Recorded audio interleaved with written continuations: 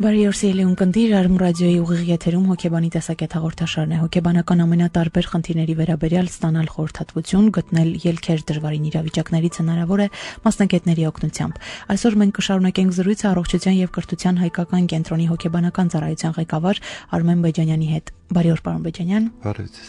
Շնորհակալ եմ կրկին մեր տաղավարում եք, մեր ունկնդիրների զանգերը բազմաթիվ էին, զանգեր նաև դուք եք ունեցել կենտրոնում, շնորհակալ եմ, որ հնարավորություն տվեցինք մարդկանց ստանալ անվճար խորհրդատվություն հոգեբանի, բայց ինչպես նշեցիք քիչ առաջ մինչ եթեր մտնելը փաստորեն ձեզ մոտ արդեն յուրաքանչյուր ամսվա 15 ծանրաբեռնված է գեր եւ դուք որոշել եք 1-2 այսպես խորհրդատվությամբ օգնել ամենադժվարին իրավիճակում հայտնված մարդկանց, ով մոտ արդեն նկատվում է ստրեսային, հոգեբանական դժվար իրավիճակներ։ Ասում են շատ քչեր են ապրում այսօրվա օրով, մեծամասնությունը պատրաստվում է ապրել ավելի ուշ։ Ինչու, որովհետև 21-րդ դարը ընթացքը շարժում է այսպես փող աշխատելու կարիքը, այսօր մեր երկրում ստիպում է մարդկանց ավելի այսպես չմտածելով այն արժեքների մասին, որոնց մասին սովորաբար առաջ ավելի շատ ժամանակ էր լինում մտածելու, պարզապես փող աշխատել։ Ինչ խնդիրների առջև է կանգնեցնում, ով է հոգեբանը, որ կարող է օգնել մարդկանց։ Այո, շատերը ապրում են ոչ թե այսօրվա օրով, նույնիսկ ապագայի, այլ պիտի ասեմ, որ ապրում են օլիմպիական չեմպիոնի զգացումով, անցյալով են ապրում, ինչը շատ ավելի ցավոտ եւ ավելի վտանգավոր է։ Տվյալ դեպքում ստացվում է մի իրավիճակ, երբ մենք կարևորում ենք անցյալը եւ ներկա չկա, ապագան առավել եւս չի կարող լինել։ Ապագայի նկատմամբ ընդհանրապես աղոտ կարող են մտքեր լինել, բայց ոչ դրսևորումներ, ոչ պլանավորում, ինչն էլ իր հետևից բերում է շատ այլ խնդիրներ, հենց կախված իրենց հոգեվիճակի հետ, այսինքն ամեն ինչը տեսնում են նեգատիվ, ամեն ինչը տեսնում են բացասական, գոնե այն մարդիկ, ովքեր որ մեզ դիմում են կամ մեզ վերջին ընթացքում, որ մեզ հաճախակի զանգում են, պիտի ասեմ, որ բավականին հուսահատ, հուսալքված անձիկ են, ովքեր որ իսկապես աջակցության եւ օգնության կարիք ունեն։ 368204 մեր հեռախոսահամարը սիրելի ունկնդիր, հոգեբանի տեսակետ հաղորդաշարն է Արմ ռադիոյի եթերում, զանգահարեք մեզ, եթե ունեք հարցեր, ամենատարբեր հարցերի վերաբերյալ կզրուցենք Արմեն Բեջանյանի հետ, եթե խոսենք հոգեբանին դիմելու մշակույթի մասին, որը մեր երկրում կամաց դանդաղ ընթացքով, բայց այդուհանդերձ ձևավորվում է, որոնք են մեր իրավունքները։ Պետք է յուրաքանչյուր հաճախորդ մարդ, ով պատրաստվում է դիմել հոգեբանի, հասկանա, թե ինչ պետք է պահանջել հոգեբանից, չէ՞ որ լինում են նաև անունով բժիշկներ։ Գումարը միշտ սահմանված է, պետք է վճարել X գումար եւ խորհրդատվություն խնդրեմ կստանաք, բայց միշտ չէ որ հաճախորդը բավարարված կամ հանգիստ հոգեվիճակում է գնում սենյակից։ Այո, քանի դեռ մենք չունենք օրենք հոգեբանական աջակցության մասին, բավականին խրթին իրավիճակներ կարող են լինել։ Ինչ անել, ում դիմել։ Անցած անգամ էլ ես ասացի, որ հոգեբանը առաջի հերթին դա մասնագետ է, ի տարբերություն տարբեր տիպի զրույցներից։ Եվ ինքը ունի պատասխանատվություն, նաև դա իրավական գործընթաց է հոգեբանի եւ այցելուի միջև։ Ինչպես դիմել, ում դիմել, այստեղ ազատ իրավունք ունի այցելուն որոշելու, թե ինքը ում պիտի դիմի եւ ինչու։ Տվյալ դեպքում գումարի սահմանումը նույնպես շուկայական հարաբերություններ են եւ 5000-ից մինչև կարող է լինել $300 մեկ այցելությունը։ Դա կախված արդեն տվյալ դեպքում սեանսի ոճից, մասնագետի կրթությունից եւ ինքն է իր որակավորումից։ Ես չեմ կարող ասել, որ $300 շատ ավելի լավ խորհրդատվություն կարող է լինել, քան 5000 դրամանոցը։ Այստեղ միայն կարող է որոշել այցելուն ինքը ինչ ստացավ։ Եթե նույնիսկ բավարարված որ չլինի, դա դեռ չի նշանակում, որ հոգեբանը լավ չի աշխատել, որտեղ ամբողջ գործընթացը, թերապևտիկ գործընթացը բաղկացած է կարևորվում է ոչ միայն հոգեբանի մասնագետի կողմից, այլ նաև այցելուի, թե որքանով է այցելուն պատրաստ խոսել այդ խնդիրների վերաբերյալ, այդ խնդիրների մասին։ Շատ են լինում դեպքեր, երբ այցելուն գալիս է հոգեբանի մոտ պարզապես ստուգելու հոգեբանին, կամ լիցքաթափվելու, գորգորա, ինչ որ դրսևորումներ լինեն, որից հետո գնա, հանգստանա, նորից գնա, եւ այստեղ ես պիտի ասեմ, որ սա սերվիս չի, ավտոսերվիս կամ խանութ, որտեղ որ տրվեն անպայման երաշխիքներ ինքը կզգա, անցած անգամ էլ ես ասացի, այցելուն ինքը կզգա։ Հնարավոր է շատ կենտրոններում, նաև մեր կենտրոնում կա այդպիսի մշակույթ, որ այցելուն գալիս ասում ես կարող եմ ես առաջի այցելությունը խորհրդատվություն իրականացնել, որից հետո որոշում կայացնել, թե մենք աշխատենք թե չէ։ Եվ այստեղ առաջի հանդիպումը, եթե չի սկսվում խորհրդատվություն, այլ պայմաններին ծանոթացում, դա կարող է լինել անվճար։ Եվ առաջի հանդիպումից հետո այցելուն ինքը կզգա, ոչ թե կորոշի, այլ սա զգայական մակարդակով, թե որքանով է հարմար, որքանով է ինքը ազատ զգում տվյալ անհատ հոգեբանի որովհետև յուրաքանչյուր մարդ իր հոգեբանը չէ, պետք է ունենալ հնարավոր է բոլորներ պրոֆեսիոնալ են, բայց այդ մարդը հարմար չէ տվյալ հոգեբանին, չորտեղ նաև նրա անձնական խնդիրներ կան։ Մենք ունենք հեռախոսազանգ, լսենք մեր ունկնդրին, դուք եթերում եք, բարև ձեզ։ Բարև ձեզ, ողջունում եմ ձեր հյուրին, հաղորդումը նույնպես։ Հարցս վերաբերում է հոգեբանների եւ հոգեբանության հեղինակությանը ընդհանրապես Հայաստանում։ Մենք սերիալներում տեսնում ենք հոգեբանների աղճատված եւ շատ վատ սարսափելի կերպարներ, որոնք կարծես պրոպագանդվում են, որ այ հոգեբանները այսպիսին են։ Կամ հնչում են շատ հաճախ այսպիսի արտահայտություններ, որ դիմիր հոգեբանին, ինչի ես գիժեմ, որ դիմեմ հոգեբանին, այսպիսի հայկական մենթալիտետ եւս գոյություն ունի։ Ինձ հետաքրքիր է այ հոգեբանների ասոցիացիաները, մասնագետները որևէ սոցիալական, հասարակական աշխատանքներ տանում են այդ կարծրատիպը կոտրելու եւ մարդկանց ճիշտ ներկայացնելու, թե ով է հոգեբանը եւ որտեղ է սահմանը գիժ լինելու եւ հոգեբանի կարիք ունենալու։ Շնորհակալություն։ Շնորհակալություն հարցի համար, իսկապես շատ կարևոր հարց բացատրեցիք, որովհետև սերիալները ոչ միայն հոգեբանի հեղինակության հետ են խաղում, այլ նաև եւ բժշկի եւ շատ այլ մասնագետների։ Այո, սա իսկապես բավականին լուրջ խնդիր է, որտեղ որ մեր ռեժիսորները եւ սերիալ նկարահանողները պիտի գիտակցեն ու հասկանան, թե ուր են տանում բնակչությանը։ Իսկ ինչ վերաբերում է թե հոգեբանները ասոցիացիաները աշխատում են թե չէ, այո, մենք իրականացնում ենք բավականին շատ տրեյնինգներ, սեմինարներ, զրույցներ տարբեր ոլորտներում, դպրոցներում, համալսարաններում, գործարաններում, այսինքն հնարավորինս շատ տեղերում, որտեղ որ իսկապես ծանոթացնում ենք այն մշակույթին, հոգեբանի դիմելու մշակույթին, ծանոթացնում ենք հոգեբանական գիտելիքների, նպաստում ենք հոգեբանական գիտելիքների մասսայականացմանը, ինչն էլ խթան հանդիսացավ 20 տարին այդքան էլ մեծ ժամանակահատված չի, որ բավականին շատանան այցելությունները դեպի հոգեբանական ծառայություններ։ Մեզ մի մոռացեք, պարոն Բեջանյան։ Մեզ մի մոռացեք։ Ձեզ հոգեբանի տեսակետ հաղորդաշարը նույնպես օգնում է կողմնորոշելու մարդկանց, թե ովքեր են հոգեբանները եւ ինչ օգնություն կարող են տալ։ Իհարկե։ Նաև կարծրատիպի ընդունված մեր ժողովրդի մտածելակերպի մոտ, այսինքն այստեղ շփոթում են մարդիկ հոգեբուժ եւ հոգեբան հասկացողությունը։ Այո, նաև պիտի ասեմ, որ հոգեբանությունը դա զարգացած անձանց համար է։ Ինչու՞, որովհետև մարդը եթե չի կարողանում գիտակցել, չի կարողանում իր մտածելակերպով, այն մտքով մանիպուլյացիաներ անել, այսպես ասեմ, գոնե տրամաբանել, դրանց համար արդյունավետությունը հոգեբանական խորհրդատվության բավականին մինիմալ է լինում, նվազագույն է լինում։ Այս տեսակետից հիմնականում մեզ դիմում են այն ինտելեկտով բարձր, միջինից բարձր խավ ունեցող անձինք, եւ նրանք արդեն կարողանում են տարանջատել հոգեբուժին հոգեբանից, ել չեմ ասում, որ կոռեկտ չի շատ անձանց կողմից ներկայացնել հոգեբուժությունը որպես գժերի բուժման ինչ որտեղ։ Սա եւս հիվանդություն է, ինչպես որ բոլորս կարող ենք ունենալ հոգեկան, ինչպես հոգեբանական խնդիրներ, այնպես էլ հոգեբուժական խնդիրներ, որոնք բուժվում են, եւ կարող ենք շատ մեծ մարդկանց անուններ թվարկել, ովքեր ունեցել են հոգեբուժական խնդիրներ եւ ապաքինվել են։ Դոկտոր Նեշը օրինակ, որը որ Նոբելյան մրցանակակիր է եւ նա տարապում էր շիզոֆրենիայի բավականին ծանր ձևով, բայց նա կարողացավ հաղթահարել այդ խնդիրը եւ այդ խնդրի հետ միասին ստեղծագործել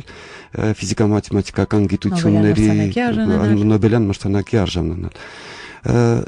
Եվ բայց համենայն դեպս տարանջատելով հոգեբանին հոգեբուժից,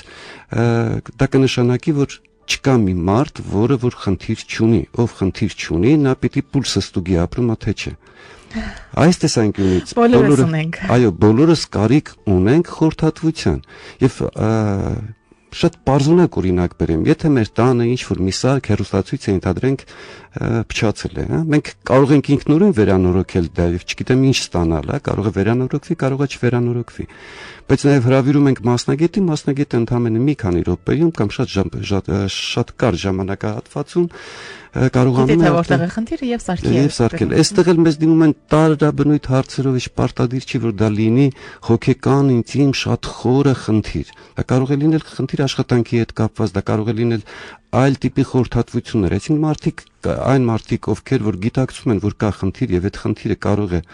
ավելի հեշտությամբ լուծվել մասնագետի հետ, նրանք դիմում են հոգեբանին։ Հոգեբուժական խնդիրները հիմնականում արդեն հիվանդություններ են, որտեղ որ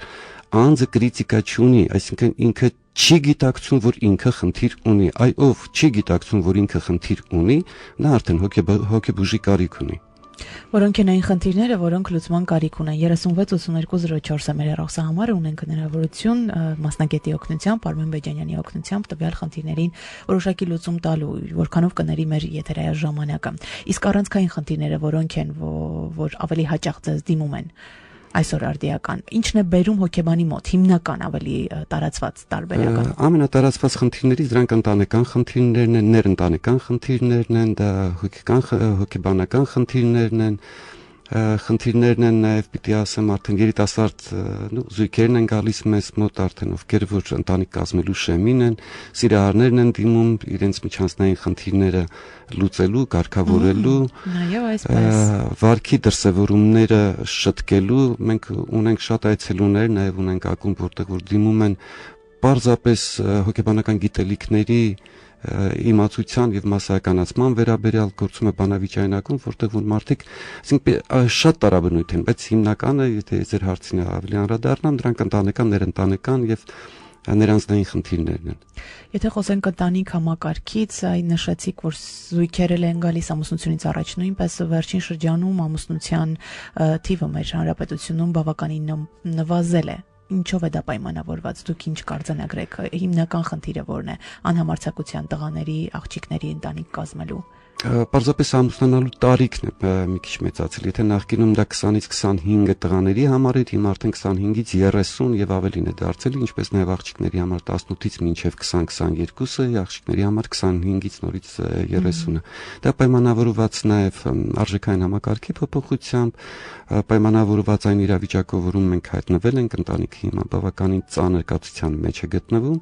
այս տեսանկյունից շատերը մտածում են, որ ոտքի կանգնենք, կարողանանք ինչ որտեղ նախանշել մեր ապագայի ուղիները, հետո նոր մտնել տվյալ դեպքում շատ կարևոր պատասխանատվության տակ։ Մյուս կողմից արագընթաց այս փոփոխությունները երկրի իրավիճակի ժամանակի բերել են նրան, որ մարդիկ ունեն այլ տեսլականներ նույն ընտանիքի վերաբերյալ։ Եթե նախկինում մենք ունեինք ընդամենը 4-5 տիպի ընտանիք, հիմա կարող ենք հաշվարկել մոտ 12-ից 15 տիպի ընտանիքներ։ Օրինակ։ Այսինքն օրինակ ավանդական, ոչ ավանդական, միակողմանից ծնողների բացակայության տեսանկյունից լիարժեք, անլիարժեք, հիմա կան գրանցված, չգրանցված, այդ քաղաքացիական ամուսնություն, որ ասում են։ Այո։ Համասեռամոլների ընտանիքներ հիմա կան արդեն, որ եւ տարաբնույթ ընտանիքներ կան։ Հայաստանում կան համասեռամոլականների ընտանիքներ։ Իհարկե կան։ Անգրագետ լրագրող եմ ես, այս մասով չգիտեի։ Ինչ ցավոտ, շատ ես չէի պատկերացնում եւ նաեւ դիմում են այդ նրանք ձեզ։ Եվ համասեռամոլները դեռ չէ, դիմել են մեզ միասեռամոլները այդ խնդրով, որ իրենց դա բնականաբար իսկապես իրենց էլ է դա շատ իրենց համար էլ է մեծ խնդիր։ Մենք իրենց խնդրով են շատ դեպքերում դիմում, ինչպես ձերբազատվել կամ ինչպես փոխել վերաբերմունքը, այսինքն դրանք դա նույնպես կարող ենք դասել նրանցնային խնդիրների դասին։ Եթե խոսենք ընտանիք համակարգի մասին, դա այն առաջին ինստիտուտն է, որտեղ ձևավորվում է մարդը եւ մեծամասշտաբ փոփոխությունները անդրադառնում են արդեն մարդու հետագա մարդ տեսակ, ձևավորվելու ու կայացնելու ճանապարհի վրա, տրանսֆորմացիոն փոփոխությունները մեր երկրի խորհրդային կարգերի փլուզում եւ նորանկախ հանրապետություն, ինչպես անդրադարձավ ընտանիք համակարգի այդտեղ ապրող երեխայի վրա եւ այստեղի խնդիրները։ Ընտանիքում երեխայի վրա դա անդրադարձավ այդ ընտանիքի որպես համակարգի, որը ունի շատ լուրջ խնդիրներ իրականացնելու, օրինակ ամենակարևորներից մեկը, վերարտադրողականությունը, տվյալ տեսակի վերարտադրման, մարդ տեսակի վերարտադրման եւ մյուս կարևորագույն խնդիրներից մեկը սոցիալականացման խնդիրն էր։ Էլի խնդիրներ կան։ Բայց այս երկու խնդիրներին եթե մենք անդրադառնանք, կտեսնենք, որ Հայաստանում ծնելիությունը բավականին պակասել է։ Մյուս կողմից սոցիալականացման խնդիրները լուրջ, ոչ թե լուրջ, այլ բավականին լուրջ խնդիրներ են առաջացել երեխայի սոցիալականացման խնդիրներում, այսինքն երեխան պիտի սովորի այն մոդելին, վարքային մոդելին, որը ինքը պիտի կիրառի իր կյանքում։ Իսկ ընտանիքում խնդիրները այնքան են շատացել, որ ցավոք երեխաները շատ դեպքերում վերցնում են բացական մոդելը եւ կիրառում իրականության մեջ։ Եթե համեմատության մեջ տնենք նախկինի հետ, տվյալ դեպքում Սովետ Միության եւ ընտանիքի դերը եւ ինչպես համակարգի, ինչպես երկրի, այնպես էլ երեխաների ազդեցությամբ պետք է ասեմ, որ այնտեղ կար հստակ ուղղվածություն, այսինքն կար գաղափարախոսություն,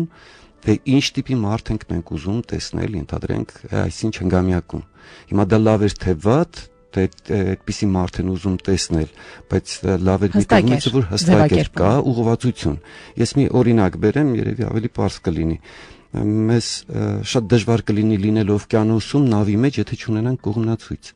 Այո։ Նույնն էլ այստեղ է, ընտանիքը չունի այդ կողմնացույցը, ուր է գնում, ինչ արժեքներ պիտի դավանի։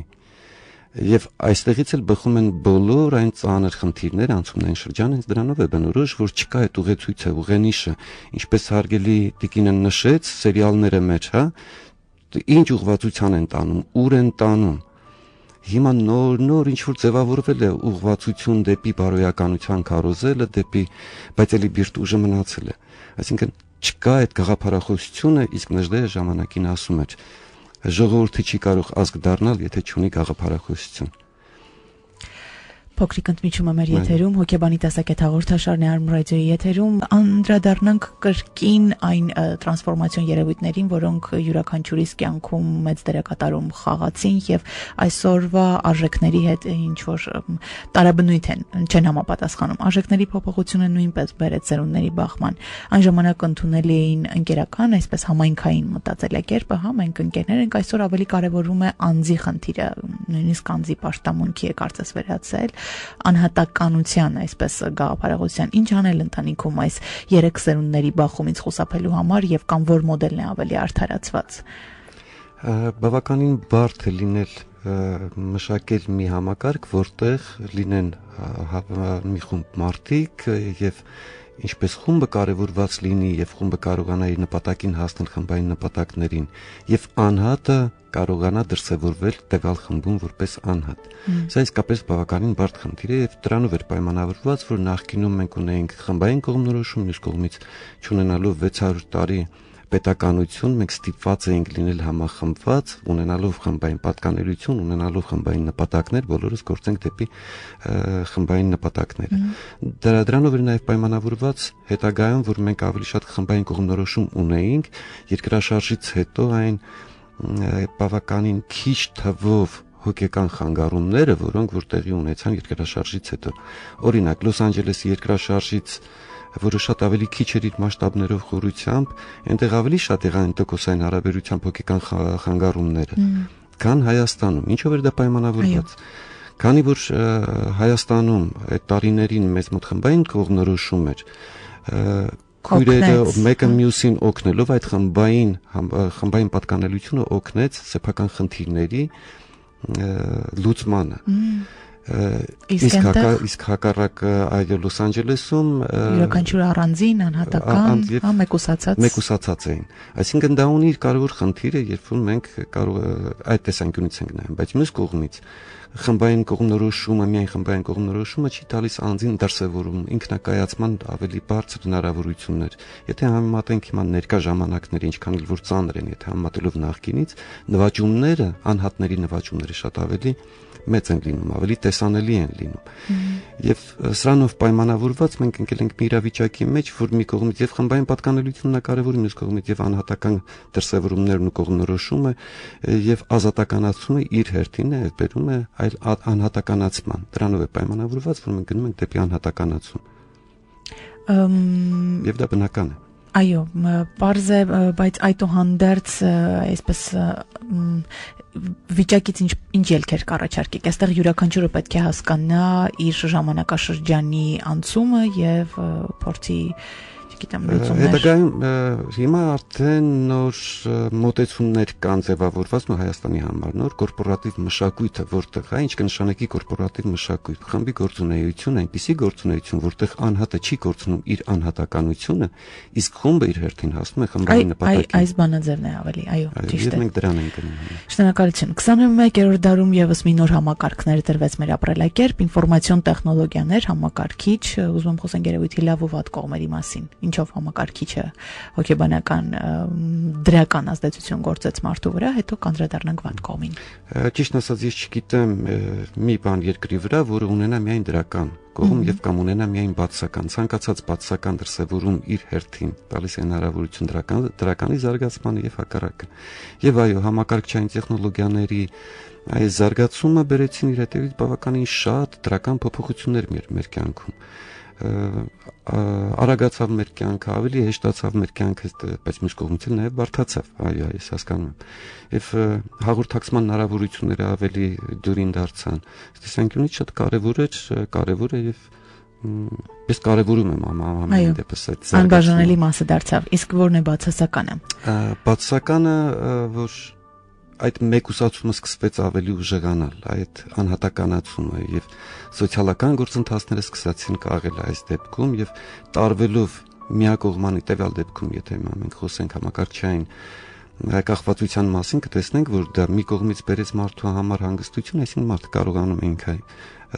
կտրվել ամեն ինչից եւ լավ զգալ միայնակ համակարգչի հետ, հա։ Համակարգչի հետ։ Կարծես թե առաջի հասկից ինչ վատ է, որ ինքը իրեն լավ է զգում, բայց մյուս կողմից սոցիումից է կտրվում եւ ստեղից սրանից բխող բոլոր բացական հետևանքները։ Հաղորդակցման հմտություններն են արդեն խաթարվում, անձը չի կարողանում, իսկ անձը կարող է զարգանալ միայն միջավայրում, սոցիումում, այստեղից արդեն զարգացման հետ զարգացումը տեղի ունենում եւ հոգեկան այլ խնդիրներ են արդեն դրսևորվում։ Իսկ երբ այդ ամենը վերաբերում է նոր ձևավորվող երեխային, առավել եւս շատ ավելի փորձենք խոսել հիմնական հետաքրքրությունը երեխաների պայմանավորված համակարգչի հետ, պատճառները որոնք են։ Հիմնական պատճառներն են համակարգչային կախվածության, դա ծնողների հետ եւ ընտանիքում ընդհանրապես բացական մթնոլորտի արկայությունը։ Եվ դա հասկանալի է, որ նման իրավիճակը ընտանիքներում ավելի շատ հիմա ընտանիքներում ավելի շատ բացական մթնոլորտ է, քան դրական։ Եվ հաճախ է լինում, երբ մեզ դիմում են, մենք հարցնում ենք, ես ասում եմ, օրինակ, ինչպես կգնահատեք 5 բալանոց համակարգով ձեր ընտանեկան մթնոլորտը։ Եվ հիմնականում 3-2-3։ Շատերը, ովքեր որ գնահատում են 5 բալանոց համակարգով դեպի 5, պարզապես նրանք չեն տեսնում այն, ոչ թե չեն տեսնում, արդեն ընկալել են, այո, ընկալել են, սովորական է դարձել իրենց համար վեճերը եւ հետազոտությունները ցույց տվեցին, որ ընտանիքում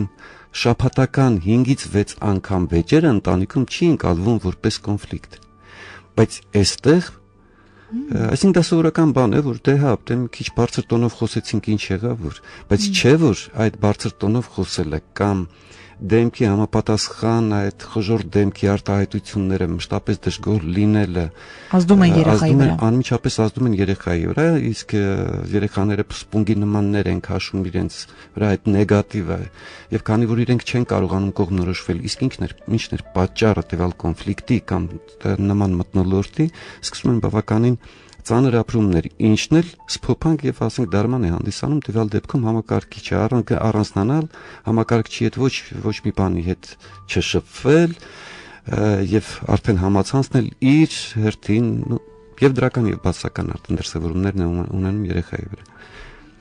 Իսկ ինչպես հասկանալ, թե արդեն կախվածություն գոյություն ունի։ Մյուս կողմից պատճառները դա նաև պիտի ասեմ, որ հաղորդակցման հմտությունների պակասն են, որը որ հիմնականում, եւ մենք ասացինք մի քիչ առաջ, որ ընտանիքը դա այն ինստիտուտն է, որտեղ որ ձևավորվում են հմտությունները, հաղորդակցման հմտությունները, այսինքն երեխաները պիտի սովորեն ծնողներից ինչպես զրուցել, ինչպես խոսել, ինչպես հաղորդակցվել։ Եթե այդ հմտությունները կապը ծնողների հետ, հուզական կապը, եթե բացակայում է, բնականաբար արդեն խաթարվում է նաև հաղորդակցման հմտությունները, ինչը բերում է հերթին նաև արդեն համակարգչային կախվածության եւ այլ հետաքրքրությունների բացակայությունը։ Եվ պիտի ասեմ, որ եթե նախկինում կային շատ հետաքրքրություններ, երեխաների համար, խմբակներ, օղակներ, տարբեր տիպի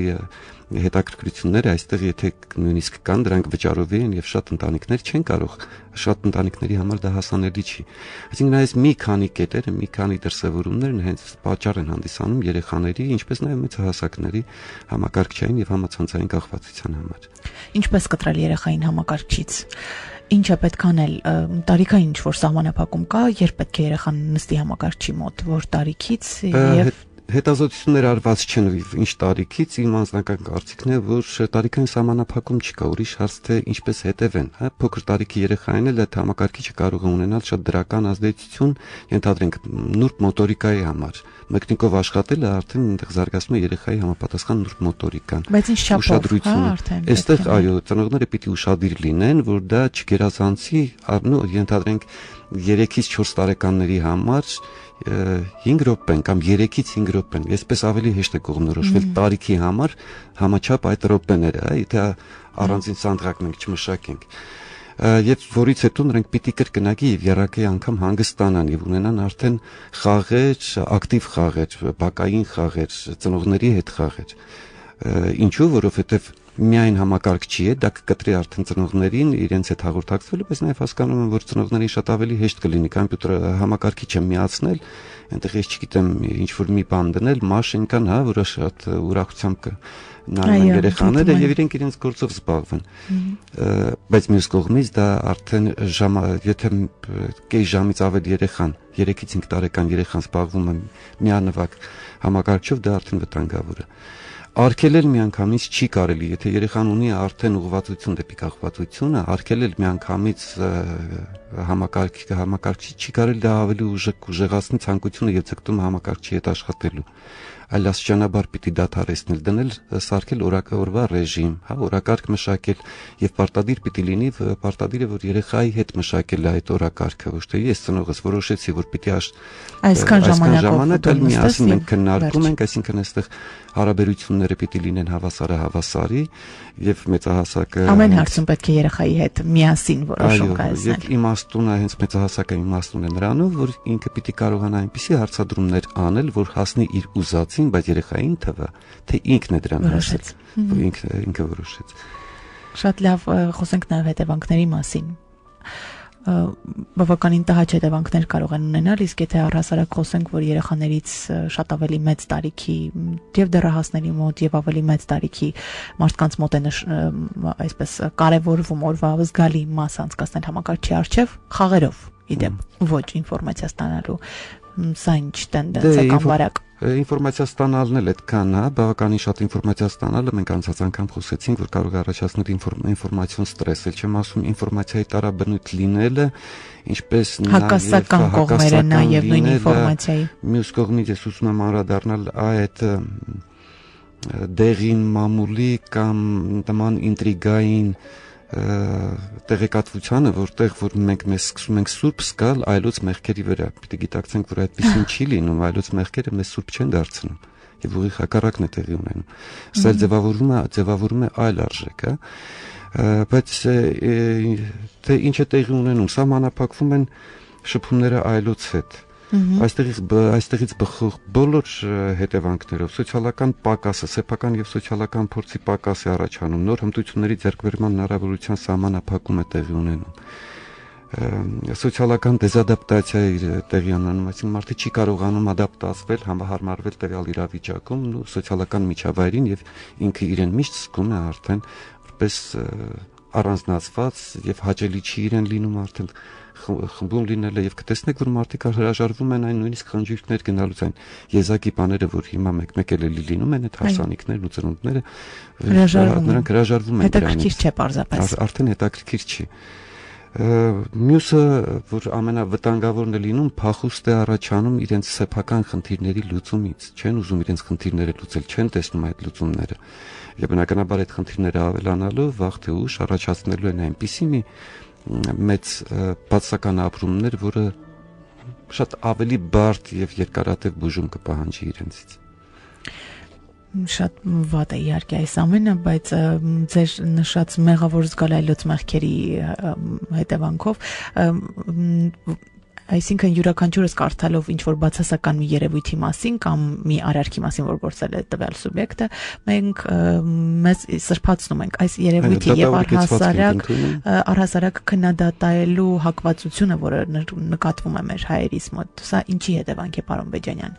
Մենք շատ ենք սիրում քննադատել, բացասական է այսպես բարձրացնել, ուրիշի լվացքը դուրս անել։ Եսը չենք կարողանում ինքնահաստատել, ինքնահաստատվում ենք այլոց մեղքերի, այլոց անհաջողությունների վրա։ Եվ վերջին հաշվով ձևավորված այդ նախանձը, որ մենք ասում ենք նախանձ, դե այստեղ մենք եթե այդ բառը ստուգաբանենք, կլինի անձ մինչև անձ լինելը։ Իսկ ովքեր են մինչև անձ լինելը? Անձը համարվում է հասուն անհատը։ Այսինքն, որը գիտակցում է իրավիճակը, կարողանում է կողմնորոշվել իրավիճակում, դիմացինին ընդունում է իրավահավասար անձնավորություն, պատասխանատվությունը վերցնում ինքը իր արարքների համար եւ ընտրության համար, դա հասուն եւ իմաստուն անձնավորություն է։ Անձը, որը չի հասել մինչև անձը, այսինքն նախ անձը, դա արդեն պիտի ասենք դեպի երեխան է, դեռ հույզերով ապրող անձնավորությունն է, դեռ կամ չկայացած անհատը, չկայացած մարդը։ Այս տեսանկյունից մենք պիտի նայենք, ես միշտ ասում եմ, որ մենք դեռ կրթվելու եւ զարգանալու, ուսանելու տեղ ունենք։ Եվ այդ բացասական մթնոլորտը, որ մենք հայտնվել ենք բավականին մեծ բացասական մթնոլորտի ներքո, ինձ դա էլ խանգարում է մեզ զարգանալու եւ հետագայում ունենալու հաջողություններ։ Եվ այստեղից ես ուղղակի, չնայած խորհուրդներ չեմ սիրում տալ, բայց սա ուղղակի ուղենիշ կարող է հանդիսանալով ուզում է հաջողության հասնել, առաջի հերթին պիտի իր մտքերը կարգավորի, տեսնի ինքը ավելի շատ պոզիտիվ, դրական է մտածում, թե բացասական։ Ինքը նեգատիվ անձնավորություն է, թե դրական, ինքը քայքայիչ մտքեր ունի, թե կառուցողական։ Եթե ինքը հայտնվել է մի միջավայրում, որտեղ որ հիմնականում նեգատիվ են, բացասական են, այդտեղ բամբասանքներն ու դժգոհություններն են տիրում, իր իսկ դրական ապրումների ունենալու համար ինքը պիտի հրաժարվի նման միջավայրից, գտնի այնպիսի միջավայր, որտեղ տիրում է ժպիտը, որտեղ ուրախություն կա, որտեղ քիչ են խոսում, քիչ են դժգոհում, այլ լինի այնտեղ, որտեղ որ դժգոհություններին հաջորդում են ուղղակի առաջարկություններ։ Միայն դժգոհությունների մեջ տվյալ անձը սկսում է ձևավորվել այդպիսին, ինչպիսին, որ հիմա մենք նշեցինք։ Ինքն էլ է սկսում դժգոհել ամեն ինչից։ Ես պիտի ասեմ, որ այս ընթացքում բավականին շատ զանգեր եղան ամսի 15-ի վերաբերյալ եւ մի շատ պատկառելի ձայնով կին հուսալքության մեջ խնդիր էր առաջ քաշում, երբ իրեն առաջարկեցինք, որ եկեք կենտրոն եւ մենք ձեզ հետ կաշխատենք, որքան որ եւ պետք է, այստեղ գումարի խնդիր չի լինելու անվճար, ինքը հրաժարվեց եւ զարմանալի է, հա, մարդը հասել է այն վիճակին, երբ իր փոխարեն, ես հույսով եմ, որ ինքը ինձ հիմա նաեւ լսում է, որ իր փոխարեն խնդրում է, որ իր խնդիրները ուրիշները լուծեն։ Չի լինում այդպես։ Աշխատանքի տեղավորման հարցով, աշխատանքի տեղավորման հարցով եւ այլ խնդիրներ, այո, պետք է գիտակցել, թե այստեղ հոգեբանը ինչով կարող է օգնել, որովհետեւ աշխատանքի տեղավորելով հոգեբանական խնդիրները չեն նվազի, դրանք լինելու են եւ խանգարելու են հենց նույն աշխատանքում։ Պետք է սկսել այստեղից, իսկ եթե խոսենք հաջողության հասնելու քայլերի մասին, պարոն Բեջանյան, ինչպես մարդը պետք է գնահատի սեփական ներուժը, դրական է, թե բացասական, պոզիտիվ է, թե հակառակը, չէ՞ որ մենք սուբյեկտիվ ենք այդուհանդերձ մենք չենք կարող խոստովանել, որ մենք բացասական անձեր ենք։ Առաջինը ինքը պիտի ուշադրություն դարձնի ինքը ավելի շատ իր մտքերը դրական են թե բացասական, ավելի շատ ինքը ուղղված է դեպի դրականը թե դեպի բացասմանը։ Հանրաճանաչ այդ խոսքը, հա, որ բաժակը կիսով չափ լի է թե կիսով չափ դատարկ։ Եվ տվյալ դեպքում, եթե մենք տեսնում ենք, գիտակցում ենք, որ ամեն ինչից մենք դժգոհում ենք, եւ կարող ենք դժգոհել, հա, բայց ինչ ենք անում այդ իրավիճակը փոխելու համար։ Մյուս կողմից շատ կարևոր է, որ տվյալ մարդիկ ունենան նպատակ։ Եթե նպատակ չկա, ինչպես մի քիչ առաջ ես օրինակը բերեցի, մենք նման ենք նավակի օվկիանոսում, որը չունի կողմնացույց եւ թիեր չունի թիավարելու համար։ Իսկ կրթվելը, ուսանելը, սովորելը դա շատ նման է լողալ հակառակ գետի ուղղվածության։ Եվ որ պահին, որ մենք չենք սովորում, որ պահին, որ մենք ուժ չենք գործադրում, որ պահին, որ մենք համառություն չենք գործադրում, մեզ հետ է քշում մի քանի կիլոմետր հետ է քշում, հա։ Տվյալ դեպքում այստեղ շատ կարևոր է, որ մենք լինենք համառ, այսինքն առաջինը ունենանք նպատակ, ունենանք դրական մտքեր, ունենանք այդ նպատակին հասնելու համար տեսլական, իսկ ինչ կնշանակի նպատակ։ Նպատակը ինչով է տարբերվում ցանկությունից։ Ցանկությունը դա տեսանելի չի, ցանկությունը մեր հոգեկան դրական հույսն է, զգացական է, եւ ցանկության ժամանակ չկա այն շարժարիթը, դրդապատճառը, մոտիվացիան։ Իսկ նպատակի պարագում քայլերի հաջորդականությունը տեսանելի են։ Դրանք այն ես միշտ ասում եմ նպատակը դա ակնկալվող առարկան է, այսինքն դա պիտի առարկայացվի, մեր ուղեղում դա տեսնում ենք, վիզուալիզացիա է տեղի ունենում։ Եթե մենք չունենք այդ նպատակը, մենք ոչ միտեղ չենք կարող գնալ եւ միշտ դժգոհելու ենք։ Եվ դրա համար ես կառաջարկեմ, որ ձևավորվի նպատակ, որը լինի տեսլական, տեսանելի լինի։ Տեսանելի լինի այն խնդիրները, որոնք որ մենք պիտի այդ խոչընդոտները, հա, խնդիրները, որոնք որ մենք պիտի հաղթահարենք այդ նպատակին հասնելու համար։ Պիտի լինենք հետևողական։ Եվ ամենակարևորը պիտի կարողանանք պլանավորենք նպատակին հասնելու այդ ամբողջ գործընթացը, առանց պլանավորման նպատակին չենք հասնում, բայց մի կարևոր բայց այստեղ պլանավորմանը չպետք է հատկացնել շատ երկար ժամանակ, հակառակ դեպքում մենք ամբողջ կյանքը կսկսենք պլանավորել։ Պարզ է։ Պլանավորումը պիտի լինի շատ կարճ, հստակ, մյուս կողմից այդ ամեն ինչին պլանավորելուց հետո մենք պիտի կարողանանք ունենալ համբերություն, որպեսզի այդ ամենը իրականացնել, նաև կոնկրետ գործընթաց։ Հոգեբանի տեսակետ հաղորդաշարի հովանավորն է Sleep Comfort բարձրակարգ ներքնակների մասնագիտացված խանութ սրահը, կանադական լավագույն բրենդերի բարձրակարգ ներքնակների մեծ տեսականի եւ նոր առաջարկ Sleep Comfort սրահում կարող եք գտնել ամենատարբեր չափերի հիպոալերգեն ներքնակները կապահովեն առողջ քուն եւ լիարժեք հանգիստ, իսկ օրթոպեդիկ ներքնակները կհոգան ձեր ողնաշարային խնդիրները։ Հիշեք, առողջ քունը ձեր հաջողության գրավականն է Sleep Comfort քնիր հարմար, կապրես երկար հասցեն Տերյան 19 Հյուսիսային Պողոտայի հարևանությամբ։ Պարոն Բեջանյան, իսկապես առողջ քունը կարևոր է։ Իհարկե, առաջերտին, եթե մենք ուզում ենք լինել հաջողակ, առաջերտին պիտի հետևենք մեր մարմնի, հա, ֆիզիկական գոնե առողջությանը։ Տվյալ դեպքում հենց մարմինն է, առողջությունն է, որ մեզ տալիս է հնարավորություն եւ խանդավառություն հետագայում գործելու համար, բայց այստեղ նորից կա շատ կարևոր բայց, ինչը որ մենք ունենք շատ դեպքերում չենք էլ կարևորում։ Այ հենց որ չենք կարևորում, սկսում ենք կորցնել։ Ճիշտ է։ Եվ կարիքը, երբ մենք փորձենք ստուգաբանել այդ կարիք բառը, ինչ կնշանակի կարիք, այն ինչը որ չունենք, դեֆիցիտի հասկացությունն է։ Հենց այն բայց որ մենք գիտակցեցինք, թե մենք ինչը չունենք, ինչ ենք ուզում ունենալ, կձևավորվի նպատակը, ուղղվածությունը, թե ուր եմ ուզում գնալ։ Բայց եթե ասում ես, քեզ վատ ես զգում, ասում են, որպես կանոն, այո, վատ եմ զգում։ Ինչ խնդիր կա, այնքան շատ են խնդիրները, որ եւ տվյալ դեպքում բնականաբար հնարավոր չի որևէ ուղղություն մշակել եւ լուծել։ Անորոշության մեջ չեն հստակ սահմանվում այդ խնդիրները։ Ուրեմն հենց որ մենք ուղղությունը մշակեցինք, արդեն ավելի հեշտ կլինի տվյալ խնդիրները լուծել եւ հաղթանակի հասնել։ Ամենակարևորը հաղթանակի հասնելուց հետո չմոռանալ տոնել հաղթանակները, սա նույնպես կարևոր է։ Այդ ժամանակ մենք նոր ստարտ ենք անում հերթական հաղթանակների համար։ Նպատակը հենց որ մենք կարողանանք նպատակին հասնել, ինքնին սկսում է ձևավորվել մեզ մոտ այդ բավարարվածության վիճակը, հա, այդ երանելիության վիճակը, որից հետո մի քայլ հետ ենք գնում, սկսվում է անորոշություն, նորից պիտի նպատակ դնենք։ Այսինքն մեր ամբողջ կյանքը պայքար է նպատակին հասնելու ուղղությամբ, որ բայց որ մենք նպատակ չունեցանք, մենք հետ ենք ընկնելու, հետ ենք գնալու։ Եվ դրա եթե ինձ լսող կա հիմա, փորձեք դնել փոքրիկ նպատակ, մինչև հաջորդ շաբաթ։ Եվ հաջորդ շաբաթ մենք կզրուցենք հաջողության հասնելու քայլերի հաջորդականության մասին, որոնք են այն գրավականները, որոնք են այն ուղենիշները, որոնք կարող են օգնել մարդուն դուրս գալ հուսահատությունից, մոռանալ անցյալը, անհաջողությունները, ձախորդությունները, աշխատանք չունենալը այս պահին եւ նոր կայացած մարդու արդեն առողջ հոգեբանությամբ նոր կյանք սկսել, պարզապես։ Իսկ այսօր իրենք թող փորձեն մտածել, թե ինչ իրենց ուժեղ եւ թույլ կողմերի մասին։ Շատ կարևոր է, որ անհատը կարողանա գիտակցել։ Այս վերլուծությունից հետո արդեն կկարողանանք աշխատանք ավելի ճիշտ անել։ Այո, եթե գիտի իր ուժեղ եւ թույլ կողմերը։ Շնորհակալություն, պարոն Բեջանյան, հոգեբանի տեսակետ հաղորդաշարները Արմուր ռադիոյի եթերում։ Այսօր մենք զրուցում էինք առողջության եւ կրթության հայկական կենտրոնի հոգեբանական ծառայության ղեկավար Արմեն